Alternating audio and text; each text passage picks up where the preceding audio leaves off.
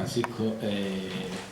Yo tenía pensado pues hacer una presentación al uso de los libros, haciendo un paralelismo, una cronología, pero el atentado en Orlando me sugirió, no ha habido ninguna, de hecho están todos los poemas estructurados, cambiarlo y empezar pues por el tema del odio, del fundamentalismo, porque a mí me llega, mi familia vive en Florida.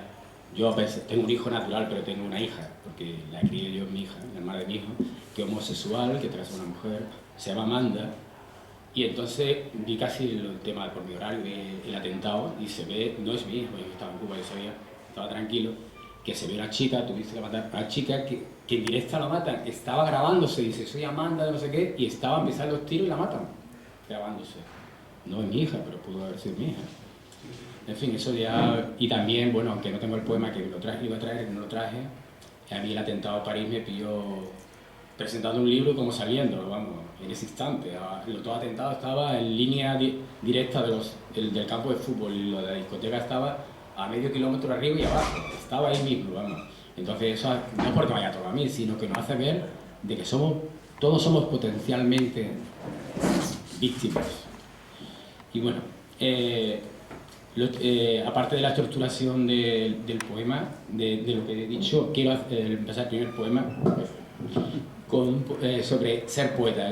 No lo he leído nunca, pero estoy escribiendo un libro y en parte está un poco con el tema filosofía, poesía, y este primer poema es un homenaje a María Zambrano. Y entonces, basándome en María Zambrano, pues escribí este poema que de alguna manera me sirve a mí de guía. Ese poema se titula Ser poeta. Y tiene bastante que ver con su forma de ver las cosas María Zambrano. Encontrarse en el padecimiento de su trascendencia, entre ser y vida, en la singularidad de su trayecto. Hallarse en la búsqueda sin pausa, sin apenas destellos, fluyendo conciencia de sí mismo, de ser digno. Ser encuentro y búsqueda en la desolación, alerta en la opacidad del trágico proceso, encontrarse en la divinidad, en la palabra. Digamos que me veo bastante en mi forma de ver el por qué escribo. Y hablando ya ese primer bloque, que es sobre el fundamentalismo, sobre el odio, justamente el último libro que está publicado tiene bastante que ver con eso, y yo apuntaría un tema sobre lo que antes he dicho, que todos los fundamentalismos religiosos, todos, son por definición homófobos, racistas, para mí son una lacra. Bueno, como ya lo diré, se verá más tarde. El primer poema se titula Fundamentalismo. Un cinismo que no admite espacio para luz se propaga, torrente de crueldad y cenizas que forman barrancas donde hormigas de obediencia de vida fulminan sueños y palabras sin piedad. Un espanto donde amantes de la muerte humillan a quienes aman la vida. El odio. El odio golpea sin pausa. Bueno, yo no tengo... casi el 100% de mis poemas es el primer verso. Lo digo porque casi nunca voy a decir el título. El odio golpea sin pausa a quienes pagan la culpa de ser o creer distinto. Una crueldad cotidiana amparada por estigmas que relativiza el espanto. El odio persevera, seduce, adentrándose en los débiles y le ofrece identidad y refugio. Una patria de cenizas donde brota el daño y el sol siempre está lejano. El odio seduce. No nos engañemos, el odio seduce. Solo hay que mirar la historia, recordar el esplendor de sus incendios. Los elegantes verdugos no descansan, acechan a las inmundas víctimas, discriminan, deshumanizan, ejecutan, siempre firmes, pulcros, creíbles, arrastran multitudes con símbolos y legiones para defenderlos. No nos engañemos, el odio es bello. La verdad y la convivencia exigen que la fraternidad y la compasión no queden en silencios elocuentes y el odio no reescriba la historia.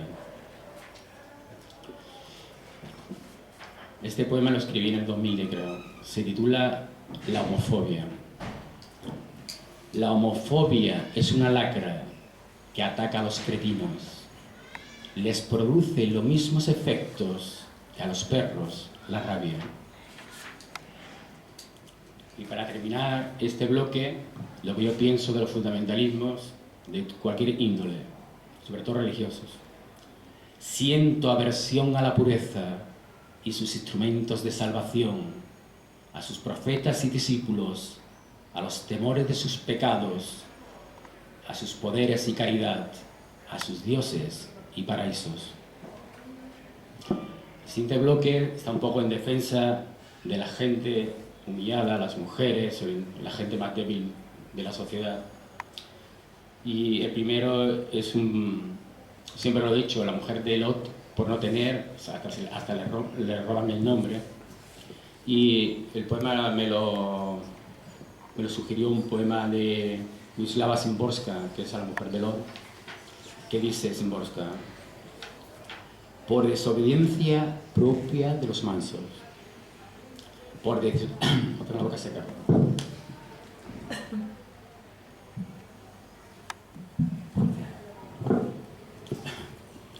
por desobediencia propia, por desterrar el camino sumiso y la figura justiciera de quien todo les dado, por encontrar sus pasos y vomitar cólera sobre su desamparo, por defender sus sueños, un minúsculo eterno, porque será su vivencia, y eso ni Dios ni la muerte se lo podrán arrebatar. Yo lo tengo muy claro, y a la gente que me conoce les digo, aunque solo sea un minúsculo segundo, intenta vivir tu vida, que nadie te trace el camino. Si te tienes que equivocar, equivócate con tus errores. Y siguiendo esto, un poema que se titula Revelarnos a los códigos. Tiene un epígrafe de Mahatma Gandhi que dice: cuando una ley es injusta, lo correcto es desobedecer. Revelarnos a los códigos que nos dibujan los poderes que programados perpetran expolios a las economías y justicias del mundo, garantes de progreso injusto. Desobedecerlo hasta legitimar sus banderas con las que disfrazan rostros de codicia sin límites. Hacer las trizas para hacer saber que existen paradigmas posibles donde la justicia y el progreso sea un bien unitario. Bueno, estos poemas que tengo ahora lo escribí en México porque cuando estuve allí acababan de matar a los chiquillos estos de los 43 y estaban las fosas y nos descubrieron en Guerrero, sí. Y entonces también, pero hice un paralelismo no solo con ellos, sino toda Centroamérica, después tú estás en América, ¿no? Con todos los muertos en las cunetas. Y bueno, nosotros vivimos en España, que posiblemente después de Camboya es el país donde hay más muertos en las cunetas. España tiene la desgraciada noticia de estar en el ranking mundial de los muertos en las cunetas. Y entonces es un homenaje a ellos. Enfrentarse al espanto y la vergüenza, escuchando la música de sus silencios. Poner en valor a los que no existen, porque tuvieron la valentía de oponerse, superando la humillación en vida, aunque les costase la misma. Dar luz a quienes nadie sabe nada por sumisión y cobardía, rescatándolos de los huecos invisibles, fosa de dignidad de todos. Los pueblos deben afrontar el futuro haciendo las paces consigo mismo. Y siguiendo con esa línea, pues yo leí un libro a principio de año, pues leí casi toda la obra de Rilke, que a mí me llega bastante, y tiene un epígrafe que dice: hay tumbas que en su silencio hablan del mundo, y estas son una de ellas. Hay tumbas que en su silencio hablan del mundo. mantienen gozosa armonía y emiten música que traspasa muros, espinas, mordazas, que mantienen frescos sueños donde el amor sana heridas con equilibrio y consuelo. Hay tumbas que se alzan sobre la crueldad y la infamia, su manantial de alegría purifica lluvias ácidas. Y este es un poema sobre El Salvador. Cuando yo estuve allí en El Salvador había, en San Salvador, 40 muertos diarios por violencia. Y entonces no solo estuve en San Salvador, recorrí todo el país. Y a mí en autobús, y la miseria, la violencia y el abandono de esas personas es de un escarnio increíble. Hice una pequeña visión de lo que yo quería que era El Salvador. Recorrí caminos descarnados y amargos, devastados por tempestades de espantos. Conducían a ninguna parte, donde la piedad desciende con la sangre de vírgenes tatuando la tierra. Donde la infancia es un cementerio de sueños con sabor viscoso de miedo. Donde el silencio alberga sonidos en la quemazón del disparo. Donde la ausencia de compasión cultiva madres de lágrimas secas en campos de odio y cenizas.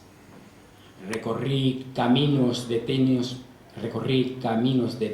miradas sagradas de una tierra que se está muriendo. Eres un poco giro, pues, para hacer relatar un poco ciudades, sobre todo la primera ciudad, que es La Habana. Bueno, de hecho, antes de yo publicar en España, casi todo el mundo quería que yo era cubano. Mi mujer es cubana, he escrito 2 libros sobre Cuba, y los mismos cubanos querían que yo era cubano. Y entonces voy a leer un poema sobre La Habana, que es prácticamente mi segunda ciudad, y basándome en Reinaldo Arenas. Bueno, yo estoy muy emparentado con Holguín. Reinaldo Arenas es holguinero. Y bueno, dice Reinaldo: paseo por las calles que revientan, por entre edificios que hay que esquivar, pues se nos vienen encima. La esplendorosa señora del trópico se está disolviendo como rumor a oscuras, resignadamente asentada en el mar y el sueño, regida por el continuo vaivén de las mareas y especiales diques de corsivos muros, flotando con las arterias reventadas sobre finas láminas moldeadas por Orfeo. En vértices acuáticos y letargo sostenido, espera destellos de promesas dispersas que devoren miserias y destiempo. Hallar su cielo al son de la esperanza. Quiero decir que está muy influenciado, de un poco homenaje a Lezama Lima, porque en esa época, cuando escribí el poema, yo estuve en la casa de Lezama y hicimos como un homenaje a Lezama. Aunque ahora ya lo quieren hacer del régimen, Lezama, os puedo decir que la casa estaba súper abandonada, una casa de vecinos, con vecinos por arriba. Tú estuviste, ¿no? Bueno, que yo conmigo en el 2012, lo escribí antes, ¿no? Bueno, es... Era un cautivo en su casa. Sí, él incluso se casó, porque en aquella época, por ejemplo, a Virgilio Piñera, le quitaron una casa en el campo, en la playa, en Tarará, porque era homosexual. Es decir, ahí básicamente por ser homosexual te quitaban tus pertenencias, te metían en la cárcel. Entonces este hombre se asusta, se casa con la secretaria y se queda. Bueno, ahora yo me acuerdo que el primer día me encabroné porque primera vez que fui a la casa y digo, está abandonada, empecé a decir, y dijo un vecino, ¿está en la casa de Lezama? Y terminamos ya porque estoy diciendo que era ¿cómo le dicen ellos? Un gusano, y ya terminamos, pero al final era palomo. Bueno, ¿para qué tiene que ver? Bueno, aquello, el machismo es muy fuerte. Ya menos, ¿no? Estoy hablando hace 7 o 8 años. Pero No bueno. sé si ya menos, pero podríamos hablar de los palomos Sí, bueno. más o menos cojos. Sí. Y Bueno, uniformes. hablando de las dictaduras, hablando del comunismo, pues quiero hacer un homenaje a Anna Akhmatova, porque me acerqué a su figura porque en un día señalado de Amnistía Internacional sobre la pena de muerte, pues me acerqué a esta poeta porque resulta que su extraordinario libro Requiem, que lo aconsejo que no lo haya visto que lo lea, pues ese libro, de solo 11 poemitas, lo memorizaron 11 personas, no estaba escrito, porque lo iban a destruir. A Reinaldo Arenas le pasó eso, le pasaba eso, que tenían que memorizarlo porque le quitaban los libros, es decir, se los quemaban. Entonces, Desdicha es un tríptico de un poema que se titula Desdichado el país que mata a sus poetas. Algo muy soviético por otra parte. 11 memorias cobijan palabras y lágrimas inocentes en noche sin alba, de opresivos puños que exigen cánticos de inquebrantable pureza, entre aullidos que rasgan el silencio por el hijo que no ha vuelto. Intenta ahogar la fantasía con el pico, el cuervo negro, que surque la tierra con los cuerpos de los poetas. 11 memoria, 11. Cantan requiem en el silencio fructífero. Perdón.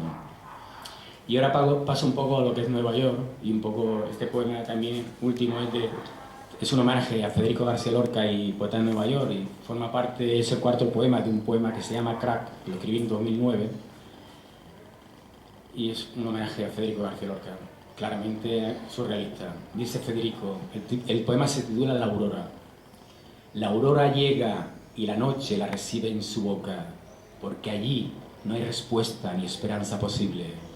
La aurora en la bahía Hudson, en la desembocadura del río Hudson, es decir, Nueva York. Hay auroras que surgen en la claridad más terrible, en alba engañada por artificiales luces, enjambres de cemento de teñidos cielos. Reino de leyes, prisas y cotidianos llantos de angustias, donde los números caminan en silencio, devorando familias en fríos cuencos de cieno.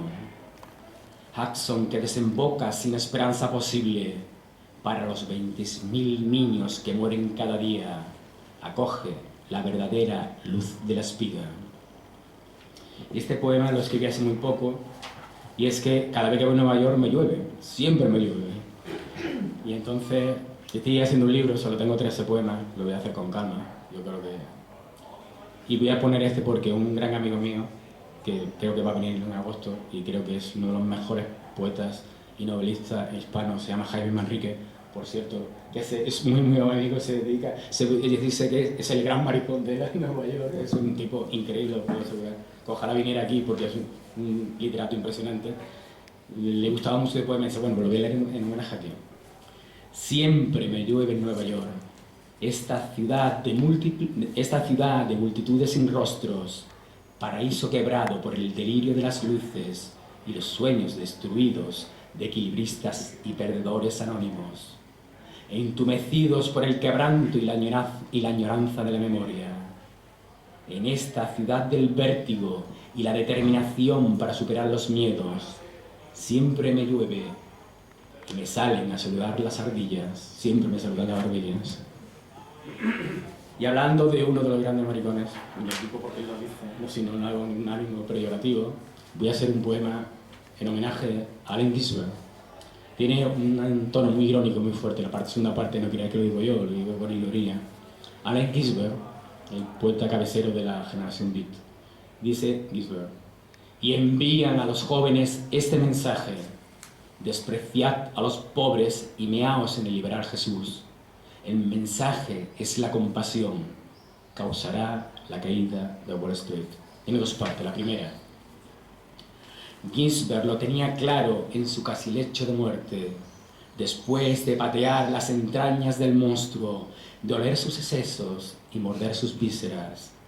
Sabía dónde veía el peligro, el devorador de todo lo triturable, el insaciable monstruo de fauces ignífugas, incontinente excretor de míseros pobres, fértil guano, para camisas de cuellos duros, floridos y aseados.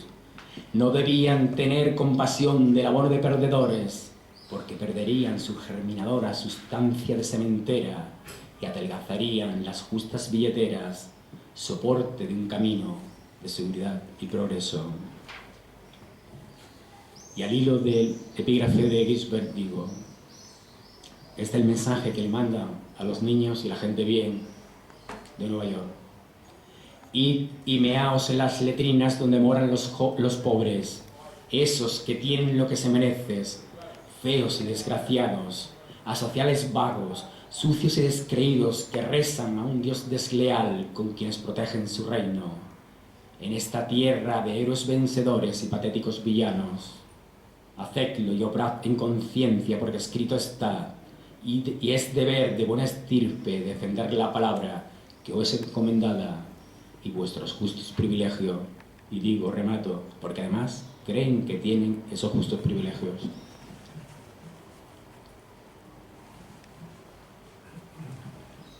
Y para terminar con los sociales, un poema donde un epígrafe forma parte integral del poema. Bueno, yo, no sé, tengo cierta debilidad por el poeta romántico inglés William Blake. William Blake dice: en el momento de morir solo te llevas lo que has dado. Desnudos, escarnecidos por los egos, traspasan la sombra. Huérfanos de compasión, flacos de amor, turbados de indiferencia, vacíos como su interior, raquíticos por codicia. Y ahora paso a la parte ya más íntima. En primer lugar es mi hijo. Mi hijo es un poco autista, pero está estudiando en Florida en el colegio especial. Y mi madre tiene Alzheimer. Pues con eso, con la cual que yo vivo con mi madre que tiene Alzheimer. Primero es una conversación casi literal con mi hijo, o sea, él tendría como 7 o 8 años. Se titula Certeza. A mi hijo se le murieron los abuelos, a uno no lo conoció, al otro casi por fotos. Ha asimilado que los abuelos se mueren y da por buen lógico que moriré cuando sea abuelo. En su seguridad le pregunto, mirándole a los ojos, ¿tendrás hijos? Por supuesto, me dice convencido. Y seguimos en lo nuestro, en lo incierto. Me mató. Y este es un poema de amor, pero yo, cuando los poemas de amor así, aunque son la mayoría para mi hijo, lo hago de una forma ambigua, porque en realidad es un poema de amor. O sea, a mí se puede trasladar un amor entre personas de diferentes sexos, del mismo sexo, de igual. Son poemas de amor. Este no lo encontraba, pero tuve que escribir a mano. Y es cuando mi hijo era muy pequeño, pues siempre íbamos por la calle agarrando. De verdad, somos súper besucones, siempre nos estamos besando en la calle. Viene ahora el sábado. Ahora que estoy mide una cosa con 1,90, como vayamos por la calle todo el día besándonos, no se lo va a pensar la gente, pero vamos a seguir besándonos, por supuesto. Se titula Sigue estando presente en mí. Sigue estando presente en mí la sensación de sus brazos agarrados a mi espalda y sus piernas enrolladas a mi cintura, conectados por el calor de cariño de nuestros pechos, mientras caminábamos por la calle, mirándonos, besándonos, como si el mundo fuese testigo de un amor indestructible. Y esto, como yo he estado 3 años en seminario aquí, leí este poema, y yo creo que este poema tiene un poco de Alexandre en cuanto al tono. Mi ánima tiene el molde del horizonte de tus auroras. Todo en mí se construye en el perenne intangible de tu estar en mí, sin roce. Crezco en la ausencia de tus caricias, en el respirar de transparencia fértil de nuestro amor, sin olvido. Y para terminar con mi hijo, he puesto un poema que lo escribí el mismo día. Bueno, yo creo que tú estabas porque cuando fue la homenaje a Alexandre, tú estabas también, quiero recordar, y a la vuelta me estaba tan solo que volver desde el Palmeral hasta mi casa. Yo en mi casa la tengo, que vivo en el Palo, en mi casa la tengo en el Limonar, y andando para allá me dio, era un día tan bonito y me dio tanta cosa, verme tan solo, me vi tan huérfano, que escribí este poema como homenaje a Alexandra, a la poesía, bueno, y al amor a mi hijo y a la belleza de Málaga. Huérfano en la ciudad del paraíso. Qué difícil es volver a casa desde el corazón del paraíso. Esta noche rememoramos a Alexandre a orillas de la mar, en el hermoso palmerar de las sorpresas, ubicado donde había un silo cuando disfrutaba el poeta. La evocación de recuerdos me hace frágil y volver por el paseo de la belleza solo con mis respuestas amplifican las voces contrarias y los recuerdos de besos y caricias instaladas en mi memoria me hace sentir más huérfano cuanto la noche más hermosa. Y esta noche el cenit fulge con más brillo. Alexandre cubre con su paleta de versos la mar, el aire y las gentes de la ciudad del paraíso. Y este último, digamos, familiar, es digamos, en recuerdo, en homenaje a mi madre y a todas las personas que han sufrido o sufren el Alzheimer. Y tiene que ver un poco con mi filosofía sobre qué pasará de nosotros cuando muramos, que hay otra vida, sin otra vida, y si el alma pasa antes, o se queda aquí, o no tenemos alma, en fin. Dejo la pregunta abierta. El poema se titula ¿Cómo siente el alma a su persona? Digamos el Alzheimer. ¿Cómo siente el alma a su persona cuando ha perdido la conciencia de sí misma, deambulando en una nada sin forma, sin espacio? ¿Cómo padece esa herida por donde se le escapa la esencia de la identidad, esa que todos los conscientes anhelamos mantener en otra vida? ¿Cómo es posible recuperar la voz en otra dimensión si la perdemos en esta? ¿Acaso en ese tránsito se refugia anticipadamente en el alma para cruzar arropada la frecuencia? ¿Cómo siente el alma su persona si es que tiene distancia? Bueno, y ya la última parte es un poco 3 poemas de desamor, porque bueno, soy un poco desafortunado en el amor. Quizá porque no estoy preparado para ser un buen amante. Y bueno, se titula Duro es errar por amor y tiene un epígrafe del romance del Conde Claros que dice que los yerros por amores dignos son de perdonar. Y entonces digo, magnífico, que viene a mí como anillo al dedo. Duro es errar por amor, pero más duro es errar por no haberlo intentado. Duro es errar por soñar, pero más duro es no haberlo soñado. Si se ha de perdonar, es a un enamorado. Y este poema es un poema de desamor que dice: corpórea sonoridad de silencio, anegada por mis lágrimas, y tu mirada, anunciadora de un hueco tan presente e invisible como la desnudez de mis anhelos. Esos que repitan la inexistencia de los secretos que nunca nos tendremos.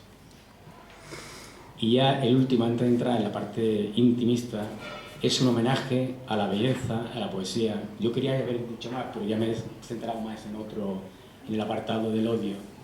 Y por supuesto, si hablamos de belleza, es difícil no acordarse de John Keats. John Keats dice a la poesía: si aún sé el estímulo que extendiéndose por esta tierra botargada, la alce. En este mundo tan sutilmente entumecido, donde las meninges claman copiosos los consumismos y las materias blancas y grises, acomodadas en parsimonias y languidez subsisten, de nutrirse de ricas bellezas que franquean los canales de aberturas de las sensaciones de deleites. Esos que catalizan deseos y pensamientos, incipientes o plenos, de esenciales iniciativas.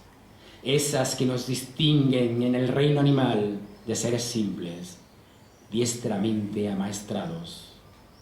En esta tierra sistemáticamente adormecida, es necesario el irreverente estímulo que nos alce del adocenamiento. Por supuesto, la poesía. Y ahora, entrando un poco a la ficción, mis poemas intimistas y como yo veo la vida. Bueno, hay una cosa que a mí me interesa mucho, que es la física cuántica, que creo que, y no sin razón, dicen mucho entendido, y es cierto, que el mundo, la vida va a cambiar en los próximos años más que en los últimos 2000 años, y tiene que haber muchos avances tecnológicos. Bueno, algo tiene que ver la física cuántica, y voy a hacer un pequeño avance, una pequeña señal para que nos demos cuenta. En Corea, hoy en día, en el Parlamento, se está debatiendo una ley donde se ofrezca en la Carta de la Constitución los derechos a los robots. Fíjate en qué mundo, es que para el ebullismo. Dentro de 30 años prácticamente casi todo el trabajo físico lo van a hacer robots. Nuestra vida va a cambiar en 20 años más que en 3000, ¿eh? Bueno, me interesa mucho todo esto de la física cuántica, pero lo voy a relacionar con mi inquietud metafísica. Evolución cognitiva se llama. Afirman los físicos cuánticos que un mismo átomo puede estar en dos puntos distintos al mismo tiempo, que la constante es la incertidumbre. Quizás algún día descubran en qué estadio electromagnético pasen nuestras ánimas cuando se desprendan de nuestros cuerpos. Ojalá, ojalá. Yo soy de los que pienso que se vive en otra frecuencia. Y al pie de esto es un poema que lo escribí en el 2009. Bueno, uno de los poetas míos de cabecera es Jorge Luis Borges. Y Jorge Luis Borges dice: me conmueven las menudas sabidurías que en todo fallecimiento se muere. Entonces a mí me dio pie en ese momento, después porque tengo poco musculoso, la verdad, me dio pie a decir, ¿y si encontráramos arqueólogos que buscasen esas emociones que se pierden cuando se fallecen? Ojalá, ¿no? Y eso me dio pie a este poema. Hallar hartos antropólogos de emociones, de las sensaciones vividas, capaces de rescatar las diminutas esencias que aún bullen en insospechadas frecuencias, rozándose con las texturas de nuestros finitos cuerpos, sumergiéndose en los interiores laberintos de nuestras entrañas, de avezadas incógnitas de un dial aún no hallado. En qué magnífico mar vierte el río de la vida las sintonías de conocimientos, afectos y sonoros pensamientos, las imágenes captadas por pretéritos ojos, la mágica energía transmisora de endémica vida. ¿Qué magma recibe esas esencias cuando el ser fallece? Quizás no volverán esas íntimas y esenciales sabidurías, porque los recuerdos están mezclados con los sueños y todos llevamos una Alejandría dentro. Y ya con esa parte metafísica miro hacia mí, de forma introspectiva. Como yo entiendo un poco la paz, la felicidad, el estar bien conmigo mismo y con los demás, viajar hacia la hondura de uno mismo, a la pausa de nosotros, buscando la simetría de nuestra calma, a ese estadio donde las ánimas se expanden en gracia hacia el latido íntimo. Este es un poema que lo voy a leer por segunda vez, lo leí ayer, que tiene que ver un poco, bueno, mi abuelo murió casi con 100 años, y yo cuando era un niño, yo soy una persona muy familiar, pues me llamaba mucho la atención la mano de mi abuelo, ¿no? Tan deformada, con tanta arruga, con los nudillos deformados, y luego aquello fue algo que siempre me llama mucho la atención, y entonces eso me transporta a mi infancia, a lo feliz que fue mi infancia, porque debo reconocerlo. El poema se titula De niño. ¿Puedo leer? De niño sentía una sobrecogedora emoción a ver las manos de mi abuelo, sus estribaciones de arrugas surcadas por la vida, sus articulaciones deformadas por sedimentos de experiencias. Las comparabas con las mías, huérfanos de saberes. Esa sensación me llevaba a sus cansados ojos para escuchar su alma, que mantenía la pureza de su infancia. De niño, observando a mi abuelo, comprendí la brevedad de la vida y a ser persona. Bueno, espero no cansar mucho, no sé cómo hago de tiempo. Este también, ya te digo, soy introspectivo y para ahí me marca mucho, porque me acerco, me llega mucho Rilke. Rilke dice: no sigas empeñado en comprender la vida, será para ti como una fiesta, acepta los días. Mantener el equilibrio en el espíritu, que la etérea ala sin sonido fluya en calma, a eso aspiro, sin desear volverme gente hueca en el frontispicio, que lo hermoso sea el camino y sus huellas cicatrices de silencio que me guía al ámbito de un futuro donde mi alma no se consuma en el sonido del miedo y el olvido. Bueno, este poema creo que no lo he leído ninguna vez, es un poco difícil a lo mejor de entender, pero bueno. me gusta y me identifico totalmente con él. En este mundo donde todo pasa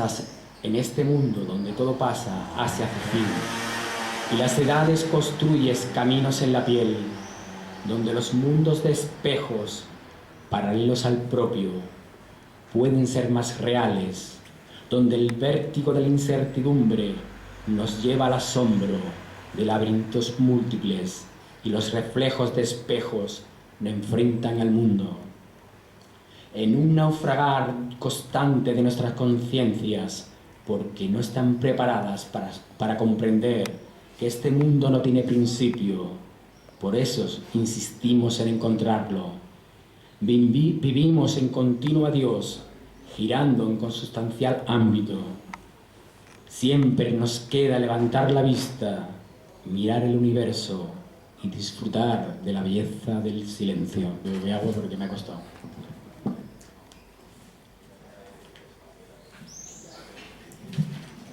Bueno, me quedan 3. ¿Viviendo tiempo vale más? Yo creo que sí, ¿no?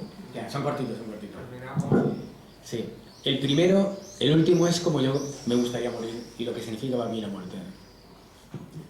Como si la fosforescencia de los días rodasen por el cráter del alma, asentándose en la planicie quebrada de mi vida, e interiores hendidures fueran referencia en la estructura de mi identidad, el intento de compilar el collage de mi persona. Así siento la levedad de mi espíritu.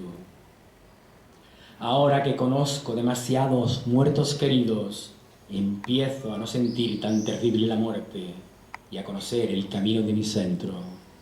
Ese punto de condensación donde evolucionaré en efímero fulgor de aurora. Con eso me conformo, con ser un fulgor de aurora. Y ya para terminar, a mí no me gusta dar consejos, pero mira, si voy a estar muy arrogante, voy a dar 2 pequeños consejos. Primero es vivamos de verdad, y es un poema que se lo dediqué a Emily Dickinson. Vivamos de verdad. Es un tópico decir que vivir es un sueño, un leve sueño que flota en nuestra memoria. Pero ¿es que acaso no es así?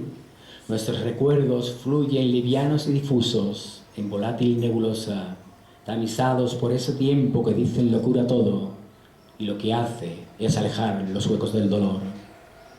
Resignada perspectiva dan los años, repletos de ausencia, que fueron un día raigambre de nosotros, de lo mejor y lo peor, de lo que nos rodeó y fuimos, conservando la ilusión para que no nos devore el presente y desembarcar en ese sinfín de orillas, de vorágines redentoras llamada eternidad. En esa sucesión, ¿qué será de nuestro ser incógnito? Hermosa duda.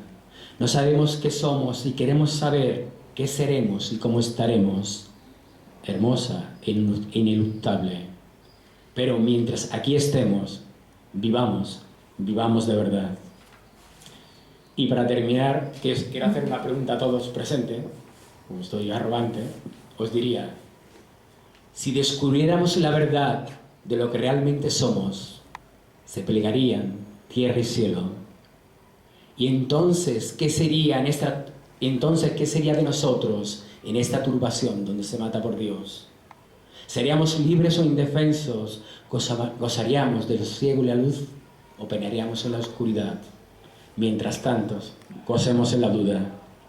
¿Qué es lo que tenemos que hacer? Gozar, vivir y que los demás vivan su vida. Muchas gracias.